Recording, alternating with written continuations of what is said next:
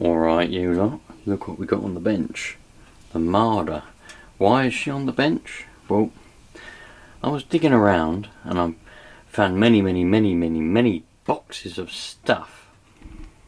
And amongst the many boxes of stuff, I found that.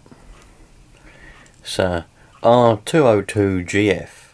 That should be more than adequate for the Marder. Only needs 2 channels, and this is a 2-channel receiver. So I thought to myself, brilliant, stick this in the Marder, get it on the Futaba, gang, get it in the Futaba gang. The Fly Sky can be for other things, and everything else can be on Futaba. Don't know why I bought it. Must have bought it for something in the past. Don't know how long it's been in the bottom of that box. Anyway, let's have a look, shall we?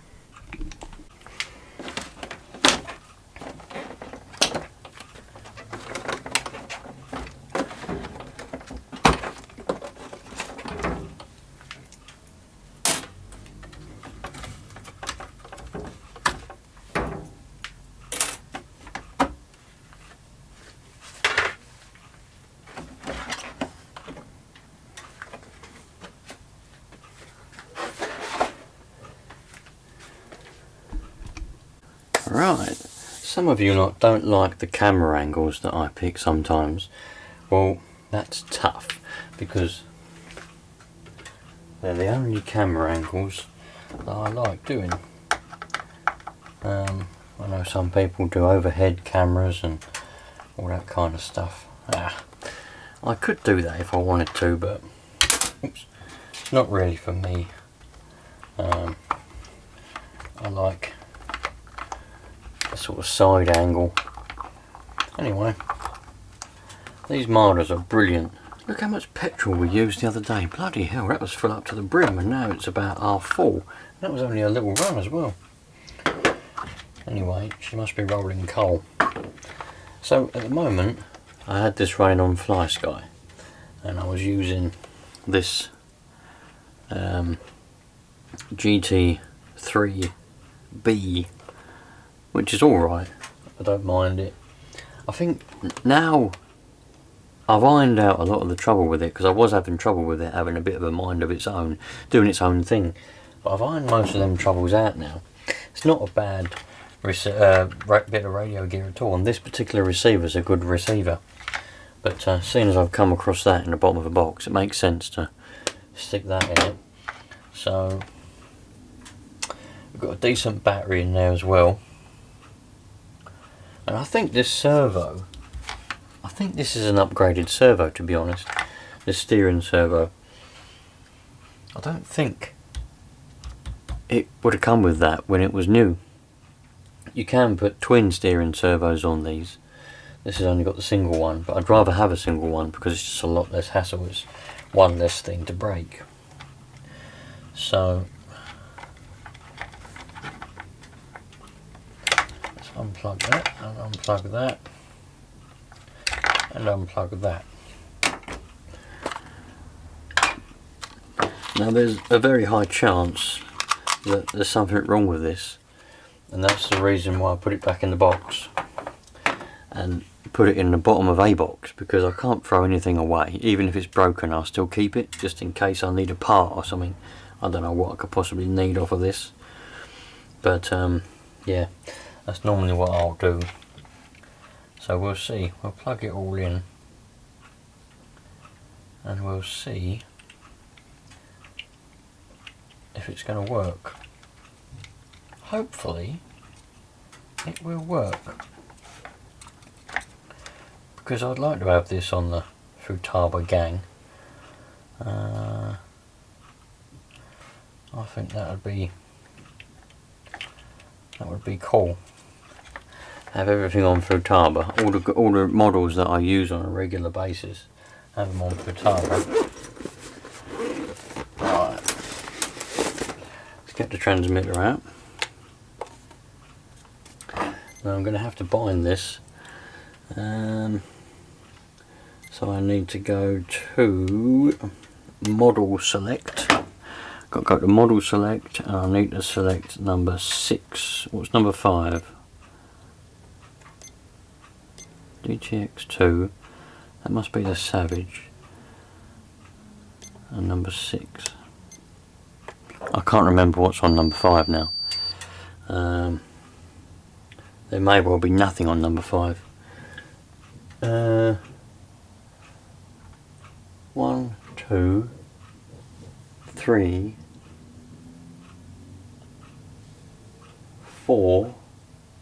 No, there's nothing on number 5, so I can have this one on number 5. Right.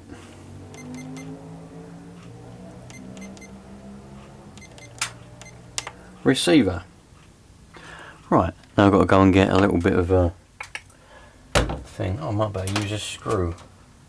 That screw might go in there. Let's turn that on. Oh, we've got a green light already. That's good. Right, a little bit temperamental sometimes. We're connected now.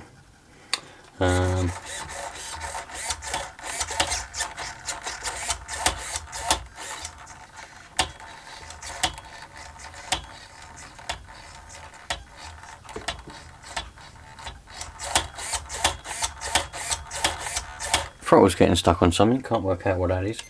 Anyway, we need to go into reverse. We need to put the steering in normal. Happy days. Got to work out what that throttle's getting stuck on, because we can't have the throttle being stuck, and we've got to set the endpoints. But that's that sorted out. Let's stick the cover back on. I'm going to go and get a sticky pad, because I don't really want the receiver rattling around in there, because it won't do it any good. So I'm going to go and get a sticky pad, stick it in there nicely. Notice that that steering servo's making a bit of a noise. We'll soon sort that out in a minute. Stick that little sticky pad on the bottom of there. Could have done with a bigger sticky pad really, but I've got bigger ones, but this is a little offcut and I thought I'd use this one to save cutting another one. Stick that there like that. That should be alright. Then I was thinking about getting another aerial tube, sticking a different coloured aerial tube on there, but then I realised that the beetle shell that I'm currently using on it, because it looks the nuts, hasn't got a hole for the aerial to pop out of it. And I thought, I don't really want to make a hole.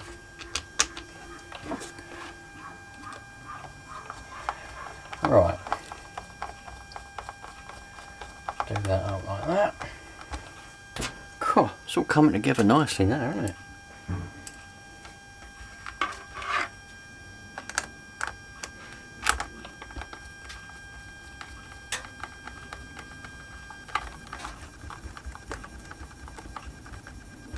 Right, let's stop this receiver from servo from making a noise. So I do want to go on endpoints actually. That doesn't need to be quite like that. That could do with, it's too much at the moment. Let me show you. Hopefully you can see in there. I don't know whether you can or not, but hopefully you can. And when it's on full lock, I think you can probably just about see it moving there. It's on full lock, but the servo still wants to go more, and the same for the other side. It still wants to go more, and the servo saver is taking up the thing. So we can go into endpoints, and we can just adjust that. So we can. I like to keep it turned, and while I've got it turned, I'll turn it down, and I'll get it just so it's just there. And same for the left turn. Oh, turn it up. Turn that down. There we go. Right. That's the end point. So I've got 87 and 67. Obviously the servo's not quite in the right place. And then we can go and have a look at the trim. Now the trim, for some reason,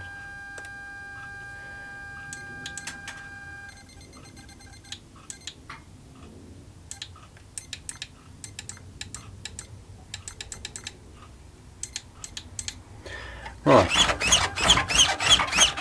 got the trim on 0 now for the steering.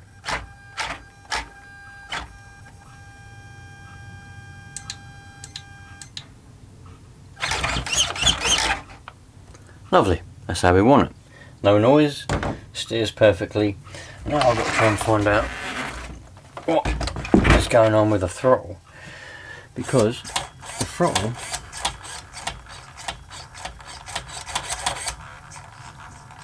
is getting stuck. But as you can probably see, if I zoom in a little bit, so if I do the throttle, you'll see that's full throttle there. See, but the servo just wants to keep going more and more and more. So again, if we go into end point and we go throttle, and then we hold it wide open, and then we press the minus button, and then we'll see that's backing that throttle off. We've still got full throttle.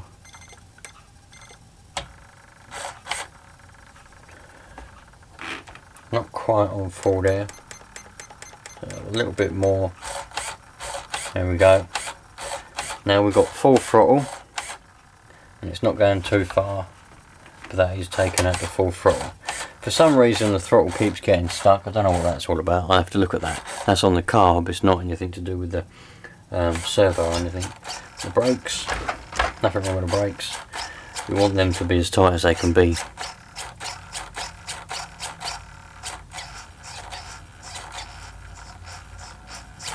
Nice. That's that sorted. 76. They won't make any difference to you because every single one's different. Right, so hopefully you can see this here now. Hopefully it's at a good enough angle where you can actually see. There's a bit of a gap there between the plastic on that horn and this metal collar, whatever you want to call it. Now if I do the throttle, right, see, the horn itself moves a fair bit before it actually touches that and before it actually moves any of the throttle. You can see there, hopefully. That's quite a movement on the trigger. Now that will equate to a bit of a delay in the throttle. I'm going to have to readjust my endpoints after I've done this. So what I've got to do, undo that little linkage and just butt it up. You ain't got to do it tightly, just butt it up to that bit of plastic and then do up your little grub screw. Right, now there will be no delay in the throttle at all. That's it. Brakes, no brakes. Tick over, throttle. Throttle is straight away. Now that does mean I've got to go back into my endpoints. As you can probably see there now, we've got full throttle, and then it wants to take it further than full throttle. It's bending the rod, it can't. So we've got to go back into endpoint, back to throttle, forwards, hold it wide open and press the minus button until we see that servo going back. There we go. We're getting full throttle now, and we can test that we're getting full throttle. The way that we test is if we're still actually getting full throttle is we open it up like that. Hopefully you can see, there's nothing in the way, is there?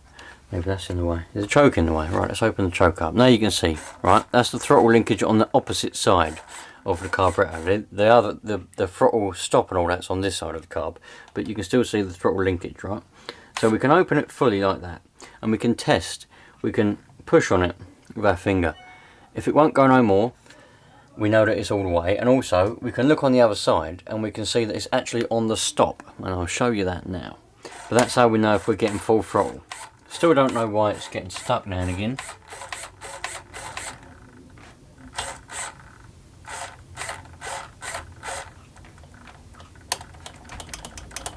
Might have to give that a bit of an oil up. Right, let me show you the other side. So on the other side, you can see the throttle there, that's the throttle, and if we do that, you see that's the throttle stop. There, that's the stop. So if that's hitting on that, like that, that means we're getting full throttle. That is it. It won't go no more than that. There's no need for the servo to be trying to pull it any more because we physically can't get any more throttle. That is wide open. So as long as that's touching on that, you know that we're actually getting full whack. There's the tick over screw, just in case you was wondering, and all that does is it just stops it from going too far. There's a lot of hairs and a lot of dirt on this carb, so I'm probably going to spray a bit of carb cleaner on it now, clean it up, and then give it an oil to make sure it's all the linkages are smooth. I do need to get a bit of a better air filter as well for it, but there we go. That's all now properly set up. There shouldn't be anything wrong with that now. We've got properly set up throttle, properly set up brakes. Steering, I'll have to adjust the trim when I go for a drive, but lovely.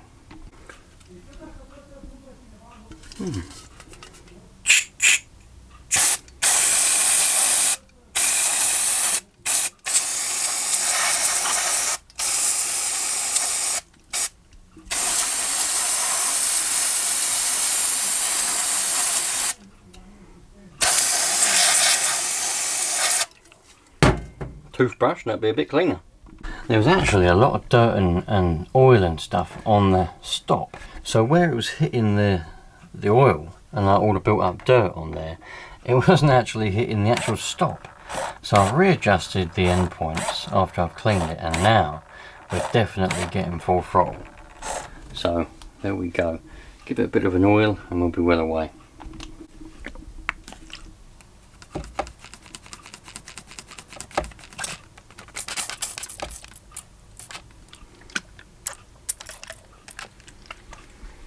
Lovely jubbly.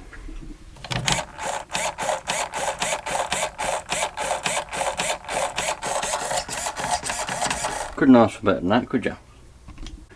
One of the other things I noticed was there's a bit of an exhaust leak. I think you can see it dripping there, and all of the head there on them fins, or veins or fins, they're called both really.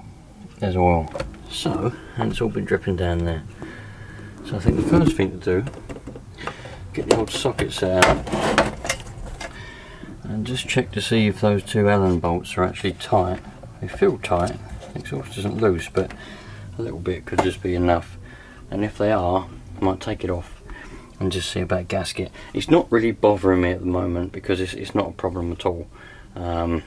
Exhaust blow can be a problem, but I would like it not to if possible. So we'll just have a little look at it, and then once I've done that, there's nothing else really I need to look at.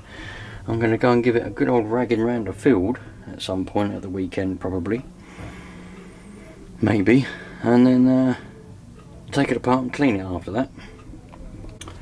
Alright, I've got the right size. That's more than tight enough. You've got to be really careful because you can soon strip these threads out on these exhausts, and then you need to go and either re-tap them or get yourself a new head. Yeah, they're more than tight enough.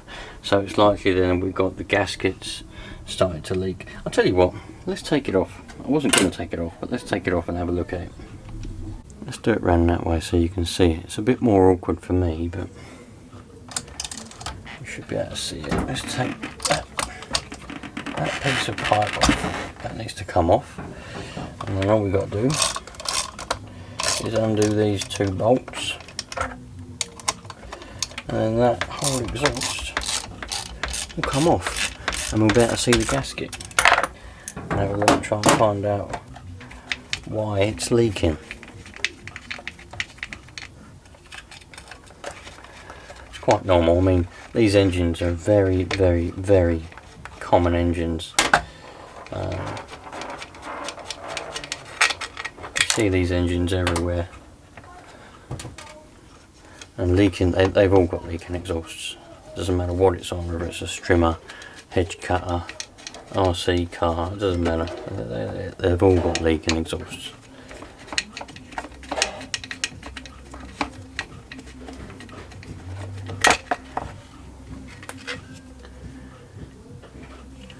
Well, I'll take that bolt out of there.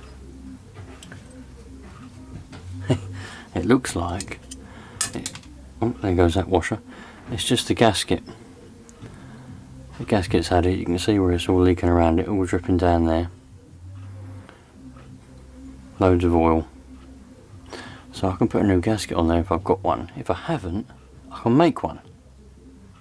Probably make one now, actually. I'd say that's probably been leaking for quite some time, which is fine. So we just need to clean that face up,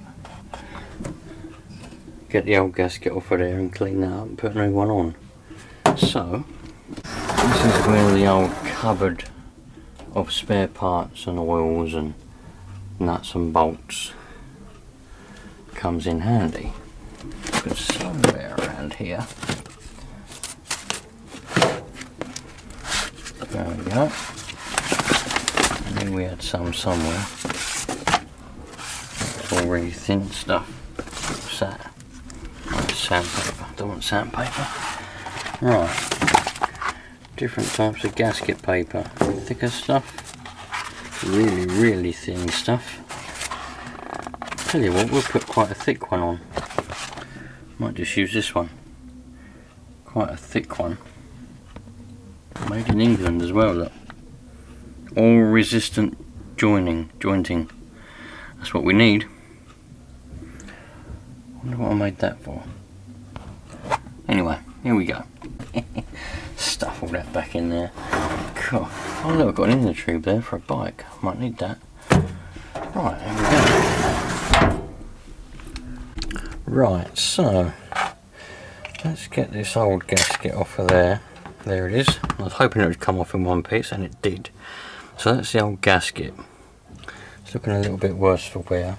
Give it a little bit of a clean. Try and keep it as nice as possible. Loads of oil in there. That needs a good old blast, that does. Meow. Anyway, so let's, I need to go and get, I've got a pen here, look. Right, get a pen, and I'll put that right on the very edge, like that. Now I've just got to draw around it. You probably can't see what I'm doing, the camera's too far up there like that. Draw around it like that. Making sure that I don't move it. It doesn't matter if it's a bit big on the outside, because, well, it will just flap around. I mean, if I wanted to, I could have it square. It wouldn't matter. It's the holes that matter to get the bolts through, and it's the inner port that needs to be the right size, because if that's too small, it'll potentially inhibit the flow of fumes coming out, and causes the engine won't run properly, and also it'll cause problems. So there's our drawing. What I've got to do now is cut it out with a nice pair of scissors. Now, I'm not the best at cutting. I never was when I was in school, so I just sort of wing it, you know what I mean? Wing it and see what happens.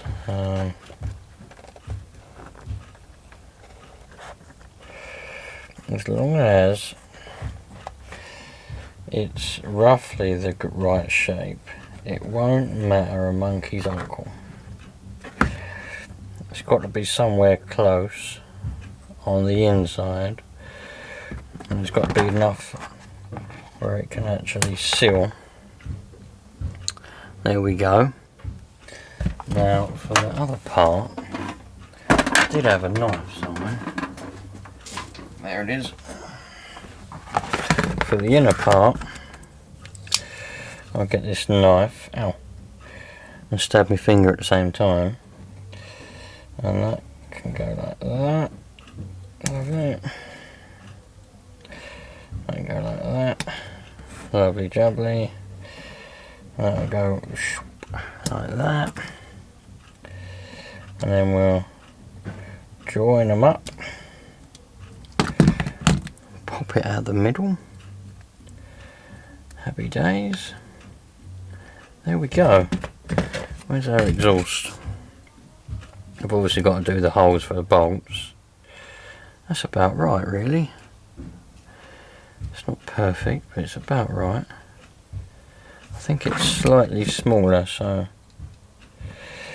I'll just take a little bit more off of that, and a little bit more off of that bit. like that.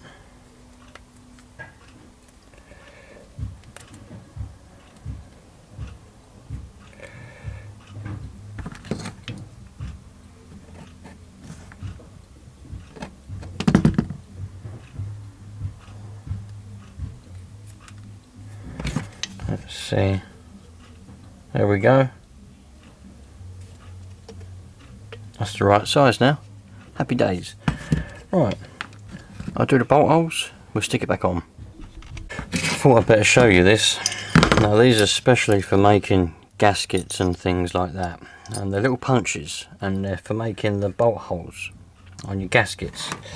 So, you've got to find the right size that you need, which is probably that one. And you get a little hammer, preferably a dead blow, but I haven't got a dead blow available. And then you do that. And that cuts out. There you go, there's the inner bit. And there's your perfect bolt hole. And then you can push in there with a screwdriver or something to puff out the little bits. So you put that where you need it.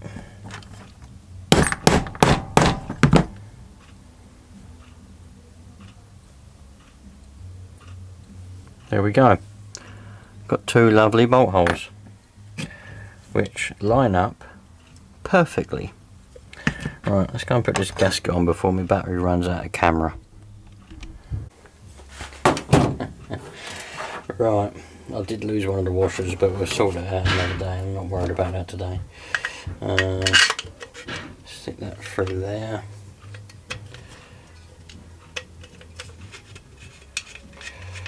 Lovely jubbly. Always put the bolt through first, like that, because then that'll hold the gasket in place. So, need to get the other one in. Put that bolt through there. That holds that gasket in place. Then you know that gasket's definitely going to be not falling down, slip down the back or whatever. I'll tell you what we could do. For good measure, for good measure, get a little bit of brake cleaner, spray that in there. I know some of you are going to go, brake cleaner, it might have gone in the port and it might take all the oil off the cylinder and all this rubbish. Well, I think you worry too much, to be honest. It's fine. Always clean up your mating surfaces. Always clean up your surface. Should have done it on this side. Forgot all about it because I'm talking to you lot. Right, that's clean now. There we go. That goes on there. Like that.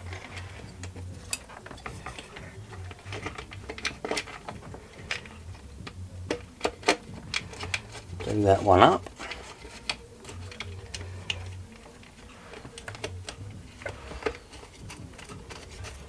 Do that one up. Don't know where that's going. There it is.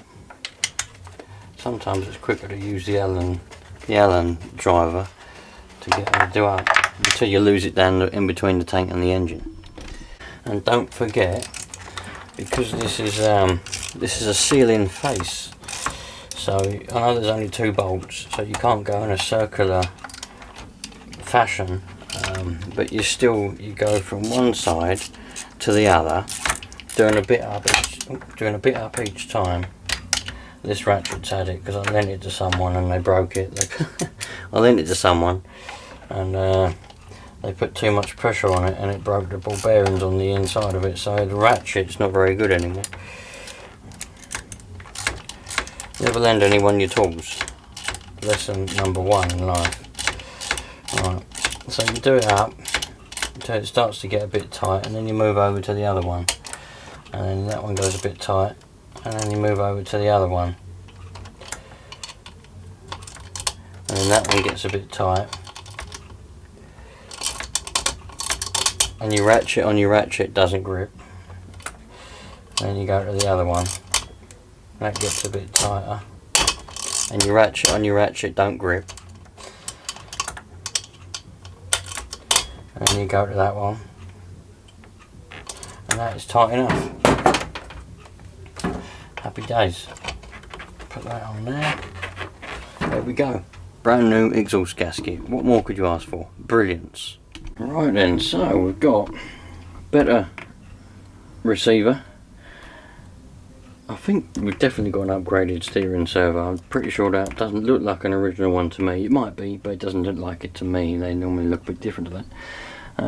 Yeah, there we go. And now we've got a brand new exhaust gasket. I'm not going to start it up at this time in the evening to see if it's leaking. Well, I'll see if it's leaking at the weekend when I go and give this a run around the field. Cleaned the carb on the outside of it, not the inside. Got the throttle set up properly, so that should be all good. Nice. One little thing I do need to do is get a better air filter. Or I could do what I used to do. I used to just get a bit of foam, cut it to the right sort of length, and glue it together, and make my own little outerwears, as people call them. I might do that with this one, but this is yeah, I don't really like that kind of filter. They're not the best. I don't know why people use them, to be fair, but yeah, so I'm going to get a proper filter for that, but that's all in due time. Probably not one like that, because, well, they're not very good at all. Anyway, you lot, what a lovely buggy. Anyway, I'll see you on the next one. Treat everyone nicely, look after yourself more importantly, and I'll see you later on. All the best.